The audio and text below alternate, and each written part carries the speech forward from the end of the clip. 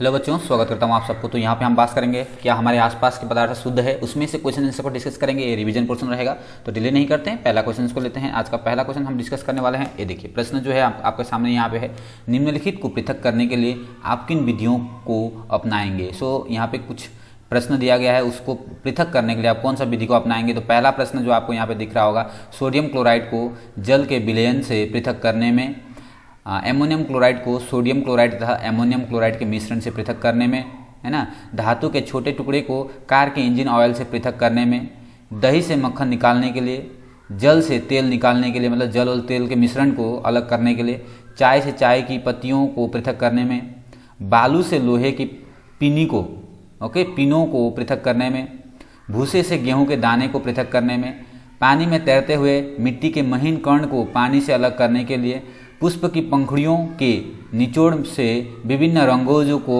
पृथक करने में। तो यहाँ पे अलग अलग प्रश्न दिया है, प्रश्न फिर से आप एक बार पढ़ सकते हो। तो इसको अलग अलग पृथक करने के लिए हम क्या क्या विधि यूज़ कर सकते हैं, इसको मैं जल्दी से बता देता हूँ। सो क्या क्या विधि है, आप देखिए। पहला वाला, अगर हम सोडियम क्लोराइड को जल के विलयन से हमको पृथक करना है, तो हमको कौन सा विधि यूज़ करना है, वाष्पन या वाष्पीकरण विधि यूज़ करना है। क्योंकि जो जल जो है इवापोरेशन यानी कि वाष्पीकरण होकर चला जाएगा और सोडियम क्लोराइड उस बर्तन में बच जाएगा। ठीक है। दूसरा क्या है, एमोनियम क्लोराइड को सोडियम क्लोराइड तथा एमोनियम क्लोराइड के मिश्रण से पृथक करने के लिए। तो उसमें तो देखिए, जब भी एमोनियम या एमोनियम क्लोराइड इस तरह आ जाएगा, एमोनियम वर्ड आ जाएगा, तो आपको ऊर्ध्वपातन लिखना है हमेशा। क्या यूज करेंगे हम, ऊर्ध्वपातन उसमें यूज करेंगे। ठीक है, बी नंबर के लिए। सी नंबर क्या है, धातु के छोटे टुकड़े को कार के इंजन से अलग करने के लिए हम क्या करेंगे, इसको लिखेंगे निस्पंदन या फिर छानन विधि, है ना, फिल्ट्रेशन विधि से हम उसको अलग कर सकते हैं। इंजन ऑयल में छोटे छोटे जो लोहे के टुकड़े होंगे या कोई भी टुकड़े होंगे, धातु के टुकड़े होंगे, तो उसको हम छानन फिल्ट्रेशन विधि से उसको हम सेपरेट कर सकते हैं, अलग कर सकते हैं।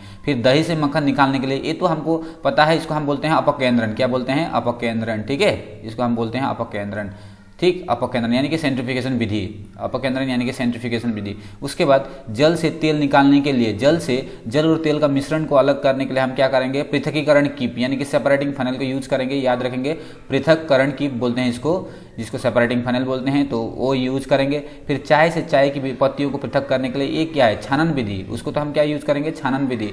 देखते हैं ना, हम चाय बनाते समय छानते हैं कि नहीं छानते, तो छानन विधि से हम इसको अलग करेंगे, एफ वाला। बालू से लोहे की पिनों को पृथक करने के, लोहे को पिनों को देखिए, उसको क्या करता है, चुंबक उसको खींच लेता है, इसलिए चुंबकीय पृथकीकरण बोलते हैं। मैग्नेटिक सेपरेशन विधि हम उसमें इस्तेमाल करेंगे। ठीक है, बालू में अगर छोटे छोटे पिन घुस गए हैं, लोहे के टुकड़े हैं, तो उसमें हम चुंबक से उसको अलग कर सकते हैं, क्योंकि लोहे का जो पिन है चुंबक में चिपक जाएगा। ठीक है। उसके बाद एच, भूसे से गेहूं के दानों को पृथक करने के लिए, इसको फटकन बोलते हैं, विनोइंग। ओके, फटकन विधि से हम इसको अलग कर सकते हैं, विनोइंग बोला जाता है इसको। ठीक। उसके पानी में तैरते हुए मिट्टी के महीन कण को पानी से अलग करने की विधि, तो ये है भारण, जिसको बोलते हैं लॉजिंग, यानी कि इसको लॉजिंग फिटकरी अलम लगा के भी हम उसको अलग कर सकते हैं। ठीक है, याद रखेंगे, भारण बोला जाएगा उसको, याद रखेंगे। देन पुष्प की पंखुड़ियों से निचोड़ से विभिन्न रंगों को पृथक करना, तो अगर पुष्प में बहुत सारे रंग होंगे, पुष्प को निचोड़ निकालने के बाद उसमें बहुत सारा रंग का मिश्रण होगा, रंग का, अलग अलग रंग का, है ना, कलर का, तो उसको हम क्रोमेटोग्राफी से उसको अलग कर सकते हैं। ठीक है। सो ये पहला वाला प्रश्न हमने डिस्कस किया, इसको आप लिख लेंगे, आशा करता हूँ ये समझ में आया होगा। दूसरा वाला प्रश्न को हम देखेंगे। सो निम्न, देखिए ये वाला बहुत इंपॉर्टेंट प्रश्न हो जाता है, निम्न की उदाहरण सहित व्याख्या करें, संतृप्त विलयन, शुद्ध पदार्थ, कोलाइड और निलंबन। तो इसका क्या लिखना है, आपको डिफिनेशन लिखना है। ये जो प्रश्न दिया है इसका डिफिनेशन आपको लिखना है। ठीक है, तो कैसे डिफिनेशन लिखेंगे, तो संतृप्त जो विलयन होगा, ओके, विलयन यानी कि सॉल्यूशन, सैचुरेटेड सॉल्यूशन। तो आपको इसको समझाने के लिए मैं क्या करूंगा, एक ग्लास लूंगा। ठीक है, एक ग्लास में आपने पानी डाला है।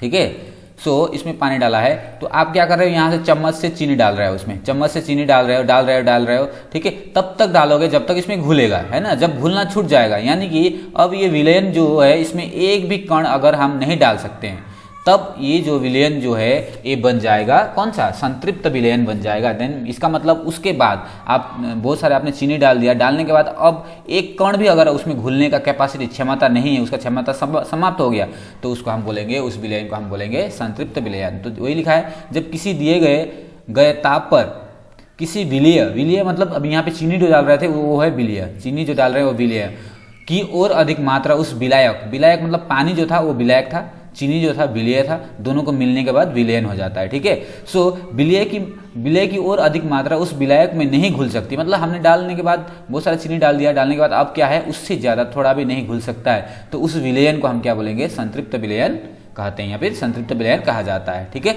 सो याद रखेंगे जब तक आप उसमें घोल सकते हो तब तक उसको हम संतृप्त विलयन नहीं बोलेंगे। ठीक है, जब अब घुलना छूट गया तो वो विलयन क्या बन जाएगा, संतृप्त विलयन बन जाएगा। उसके बाद शुद्ध पदार्थ का आपको डिफिनेशन देना है। शुद्ध पदार्थ का डिफिनेशन क्या हो जाएगा, शुद्ध पदार्थ का डिफिनेशन यहाँ पे देखिए। शुद्ध पदार्थ क्या होता है, प्योर सब्सटेंस किसको बोलते हैं, शुद्ध पदार्थ वह है जो एक ही प्रकार के कणों से मिलकर बना होता है। तो एक ही प्रकार के कणों से मिलकर बना होता है, उसमें मौजूद सभी कण समान रासायनिक प्रकृति के होते हैं। तो उसमें जो कण होंगे सभी के सभी कण जो है समान रासायनिक प्रकृति के होंगे, जैसे सोना हो गया, चांदी हो गया इत्यादि। ठीक है, ये सारा क्या है आपका शुद्ध पदार्थ का उदाहरण है। ठीक है, दो तो हमने यहाँ पे, ठीक है, यहाँ पे निलंबन आ गया तो निलंबन को देख लेते हैं, फिर उसके बाद कोलाइड को देखेंगे। तो डी नंबर क्या है, निलंबन है।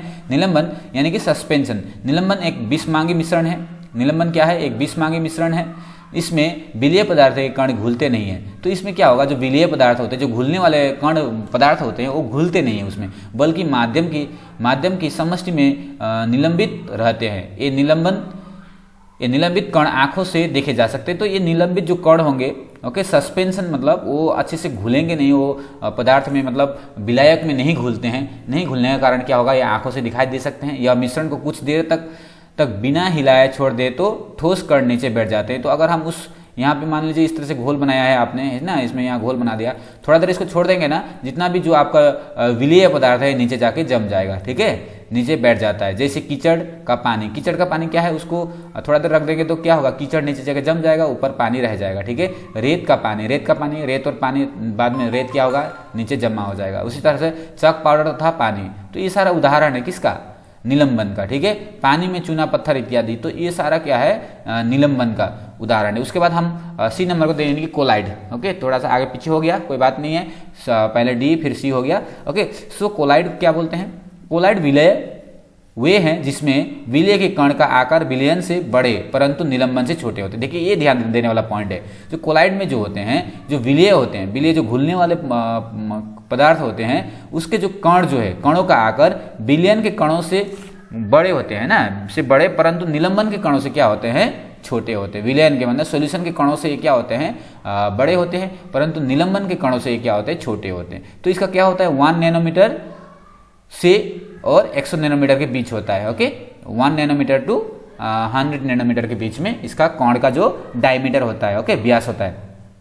इसके विलेय कणों को खुली आंखों से नहीं देखा जा सकता। जैसे यहाँ पे निलंबन में क्या होता है, यानी कि सस्पेंशन में क्या होता है, उसका जो कण था, कण को हम खुली आंखों से देख सकते थे। ठीक है, वहाँ पे कण ऐसा लगेगा कि तैर रहा है, लेकिन यहाँ पे आपको खुली आंखों से कण नहीं दिखाई देती। तथा ये स्थायी होते हैं। स्थायी मतलब अब वो उसको बहुत देर तक छोड़ देने से भी क्या होगा, नीचे में जाके वो नहीं बैठेंगे। ठीक है, कोलाइड टिंडल प्रभाव उत्पन्न करता है। टिंडल प्रभाव आपको बताया था मैंने, टिंडल प्रभाव उत्पन्न करता है। जैसे रक्त एक कोलाइड है, दूध, फेस क्रीम, मक्खन, ये सारा क्या है, कोलाइड का उदाहरण है। ठीक है, सो आशा करता हूं बच्चों ये 4 पॉइंट आपको समझ में आ गया होगा। कौन कौन सा, संतृप्त वाला, संतृप्त आपको समझ में आ गया। उसके बाद शुद्ध पदार्थ, कोलाइड और निलंबन, ये 4 समझ में आ गया होगा। ओके, इसके बाद हम आगे वाला को देखेंगे। आगे वाला प्रश्न क्या है, आगे वाला प्रश्न है हमारे पास, आप किस प्रकार पुष्टि करेंगे कि दिया हुआ रंगहीन द्रव्य शुद्ध जल है। आपको कुछ रंगहीन द्रव्य दिया है, कुछ द्रव्य है, और आपको प्रूफ करना है, आपको बताना है कि वो जो रंगहीन द्रव्य दिया है वो पानी है। ठीक है, आप कैसे टेस्ट करोगे, कैसे बताओगे कि वो जो आपको दिया गया था रंगहीन जो द्रव्य दिया गया था, मान लीजिए एक ग्लास में कुछ रंगहीन द्रव्य दिया गया है, कुछ मतलब पानी जैसा ही दिख रहा है, लेकिन आपको प्रूफ करना है कि वो पानी ही है, शुद्ध जल है। कैसे आप प्रूफ करोगे, तो इसको बहुत आसान तरीका है। इसको प्रूफ करने के लिए इस स्टेटमेंट को देखिए, यदि वायुमंडलीय दबाव पर रंगहीन द्रव्य 100 डिग्री पर उबलता है, मतलब आपको क्या करना है, ये जो दिया गया था उसको आपको गर्म कर देना है। गर्म करने से क्या होगा, ये उबलना शुरू हो गया। अगर ये 100 डिग्री में उबलता है, 100 डिग्री में उबलता है मतलब 100 डिग्री सेल्सियस में उबल जाता है, तो 100 डिग्री सेल्सियस में अगर ये उबल जाता है तो हम क्या बोलेंगे इसको, ये शुद्ध जल हो सकता है, क्योंकि शुद्ध जल होने से वो 100 डिग्री में ही उबलता है, कह सकते हैं। ठीक है, रंगहीन द्रव्य शुद्ध जल है, क्योंकि शुद्ध पदार्थ का क्वथनांक तथा गलनांक निश्चित होते हैं। ठीक है, सो याद रखिए, ये पानी को अगर हम गर्म करते हैं, मतलब जो पदार्थ दिया गया था आपको, ठीक है, उसको अगर आप गर्म करते हो और 100 डिग्री में वो उबलना शुरू होता है, यानी कि वो क्या है, शुद्ध जल ही है, क्योंकि शुद्ध जल जो है 100 डिग्री में उबलता है, ठीक है। शुद्ध चीज का क्या होता है, क्वथनांक और गलनांक जो होगा समान होता है, ठीक है, हमेशा फिक्स रहता है, उसको हम चेंज नहीं कर सकते। ओके, देन नेक्स्ट क्या है, ये देखिए, ये प्रश्न बहुत इंपॉर्टेंट खास है। ये प्रश्न क्या है, निम्नलिखित में से कौन सी वस्तुएं शुद्ध पदार्थ है। तो आपको यहाँ पे बहुत सारा वस्तुएं दिया है, इसको बताना है कि शुद्ध पदार्थ क्या है। बर्फ दिया है, दूध दिया है, लोहा, हाइड्रोक्लोरिक अम्ल यानी कि हाइड्रोक्लोरिक एसिड, कैल्शियम ऑक्साइड दिया है, पारा दिया गया है, ईंट दिया गया है, लकड़ी दिया गया है, यानी कि और लास्ट में क्या दिया है, वायु दिया गया है। तो इसमें से आपको शुद्ध पदार्थ कौन सा है, शुद्ध पदार्थ का अभी हमने परिभाषा बताया था। शुद्ध पदार्थ जो होता है एक ही प्रकार के कणों से बना होता है और सभी कणों का रासायनिक जो गुण होता है समान होते हैं, ठीक है, वो था शुद्ध पदार्थ। तो आप इसमें से बताना है कि शुद्ध पदार्थ कौन है, ठीक है। सो मैं आंसर बताता हूं यहाँ पे जल्दी से। ये सारा जो आपको यहाँ पे मिल रहा है ये शुद्ध पदार्थ है। जो बर्फ जो है ओनली किससे बना होता है, पानी का बना होता है, क्योंकि पानी जब जम जाता है तो बर्फ बनता है, और पानी में क्या होता है, हाइड्रोजन होते हैं और ऑक्सीजन होते हैं, तो ये शुद्ध पदार्थ है, ठीक है। दूसरा क्या है, लोहा क्या है, शुद्ध पदार्थ है, जिसका फॉर्मूला क्या है, Fe, ओके, आयरन। लोहा जो है शुद्ध पदार्थ है। उसके बाद हाइड्रोक्लोरिक अम्ल मतलब HCl, एक क्या है, शुद्ध है। HCl क्या है, एक शुद्ध हल, इसको हम कंपाउंड भी बोलते हैं। देन कैल्शियम ऑक्साइड का फॉर्मूला क्या है, ओके, कैल्शियम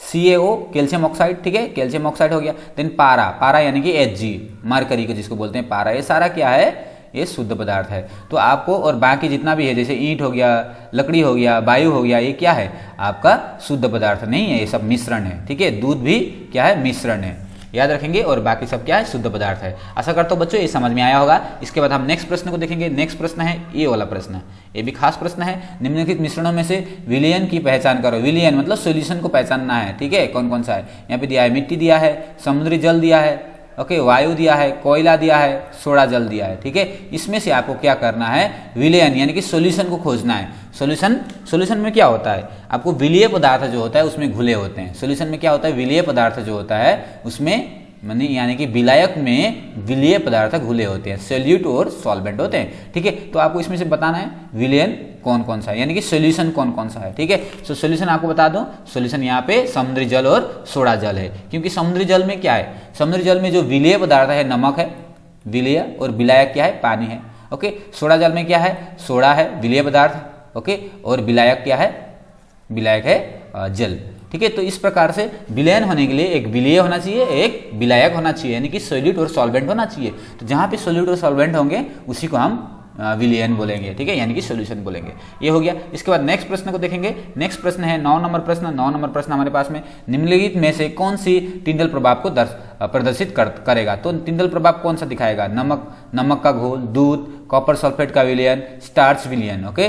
सो इसमें से आपको बताना है कि कॉपर टिंडल प्रभाव कौन दिखाता है, ठीक है। तो टिंडल प्रभाव दिखाने वाला ये दो चीज है, कौन कौन सा, ये देखिए, टिंडल प्रभाव दिखाने वाला कौन कौन सा है, दूध तथा स्टार्च विलयन, ओके। स्टार्च का जो विलयन है, क्योंकि एक कोलाइड विलयन है, जो कोलाइड होने से क्या होगा, अभी हमने थोड़ा देर पहले बताया था, कोलाइड जो होता है टिंडल प्रभाव दिखाता है, क्योंकि दूध और स्टार्च विलयन जो है, स्टार्च सॉल्यूशन यानी कि स्टार्च का सॉल्यूशन क्या है, ये कोलाइड है। तो कोलाइड होते ही क्या करेगा, कोलाइड टिंडल प्रभाव दिखाएगा। तो इसका उत्तर क्या हो जाएगा, दूध तथा स्टार्च का विलयन, ठीक है, स्टार्च विलयन कोलाइड सॉल्यूशन को ये सॉल्यूशन कोलाइड सॉल्यूशन है, इसलिए ये क्या टिंडल प्रभाव दिखाएंगे, ठीक है। नेक्स्ट प्रश्न को देखेंगे। नेक्स्ट प्रश्न है यहाँ पे आइए, निम्नलिखित कुछ तत्व यौगिक तथा मिश्रण में वर्गीकृत करिए। बहुत सारा चीज दिया है, आपको 3 कॉलम बनाना है, तत्व, यौगिक और मिश्रण में इसको क्या करना, अलग अलग ग्रुपिंग करना। इस तरह से ग्रुपिंग कर देंगे 3 ग्रुप में।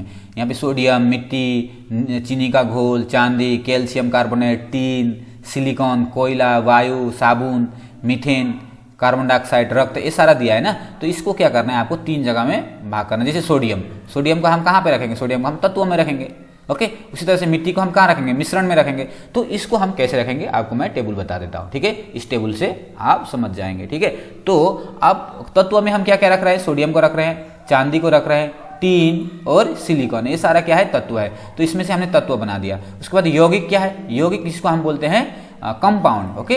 कंपाउंड जो होता है उसको हम यौगिक बोलते हैं। यौगिक कौन कौन सा है, कैल्शियम कार्बोनेट है। क्यों यौगिक है, क्योंकि ये कैल्शियम और कार्बोनेट से बना होता है। फिर मीथेन क्या होता है, CH4 होता है। यहाँ पे भी कितना दो तत्वों से मिलकर बना हुआ है। जब दो या दो से अधिक तत्वों से मिलकर कोई भी चीज बनता है उसको हम यौगिक बोलते हैं, ओके, यानी कि कंपाउंड बोलते हैं। सो CH4 आपका मीथेन कंपाउंड हो गया, यानी कि यौगिक हो गया। फिर साबुन, उसके बाद कार्बन डाइऑक्साइड, ठीक है, ये सारा क्या है आपका यौगिक है। अब मिश्रण में क्या आ जाएगा, मिश्रण आ जाएगा चीनी का घोल, चीनी सॉल्यूशन है ना, चीनी का घोल मिश्रण है। मिट्टी, वायु, कोयला और रक्त, ये सारा क्या है आपका मिश्रण में आ जाता है। ठीक है बच्चों, आशा करता हूं ये भी आपको समझ में आ गया होगा। तत्व किसे कहते हैं, यौगिक और मिश्रण, इसमें से कौन कौन सा है। ठीक है, इसके बाद हम नेक्स्ट प्रश्न को देखेंगे। नेक्स्ट प्रश्न है ये वाला प्रश्न, ठीक है, निम्नलिखित में कौन कौन से परिवर्तन रासायनिक है, रासायनिक कौन कौन सा है बताना है। ओके, इसको बताने से पहले एक चीज बता दो, रासायनिक होने के लिए क्या होता है, जब भी परिवर्तन होता है उसमें कोई ना कोई नया चीज का